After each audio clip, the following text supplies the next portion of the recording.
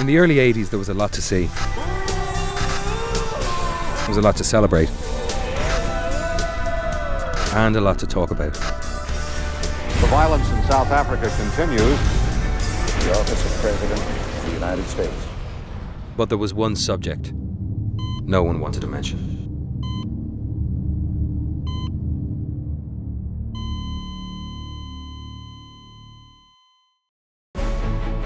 Not until a world-renowned Hollywood icon decided that silence wasn't an option.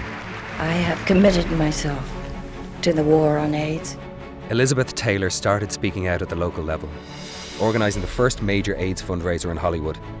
Then she took on her nation. Mr. Quayle, Senator Helms, your policy is wrong, dead wrong. And ultimately, she went global. Protect yourselves, love yourselves, respect yourselves, because the world needs you to live.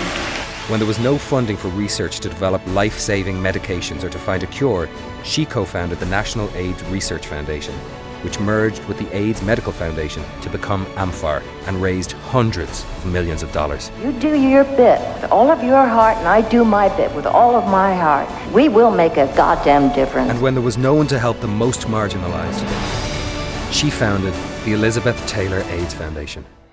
Her mission was to fund prevention education and direct care and services to people living with HIV/AIDS. Since 1991, the Elizabeth Taylor AIDS Foundation has given over $15 million to 650 organizations in 42 US states and 33 countries around the world. But the fight isn't over. I call upon you to draw from the depths of your being to prove that we are a human race. Globally, the HIV/AIDS crisis is more dire than most realize. There are 6,000 new infections every day and 35 million people living with HIV/AIDS, but only 1 out of every 3 has access to current life-saving antiretroviral drugs. I lose myself tonight. It'll be by your side. In the United States, prevention and care are still vital to survival.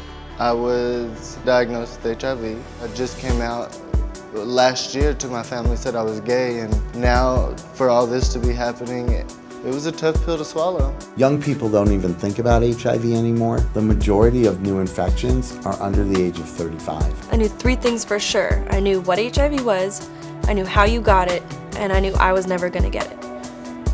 And next thing I know, I'm in a monogamous relationship and we both tested positive.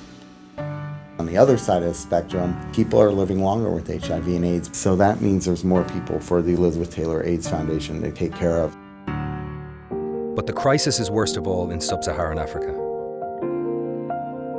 That's why ETAF supports organisations such as Global AIDS Interfaith Alliance, which has created 7 Elizabeth Taylor mobile medical units that serve remote regions of Malawi, which have the highest HIV infection rate, getting help to those who had to walk for an entire day to get healthcare. Since the program was initiated, AIDS deaths have dropped by more than 50%.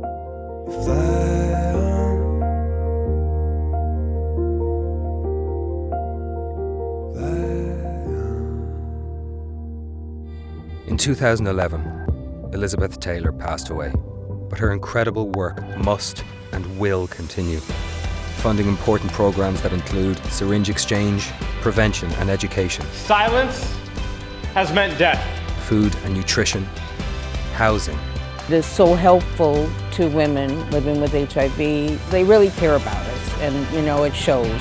Medical and support services. And advocacy.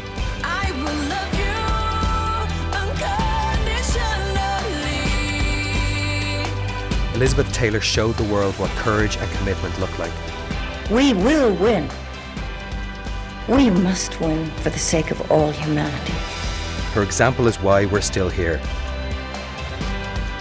Still working. And I will not be silenced. Still caring. And I will not give up. Still fighting hard to make a difference. And I will not be ignored.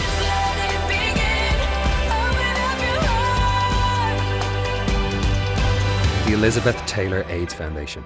Education, prevention, care.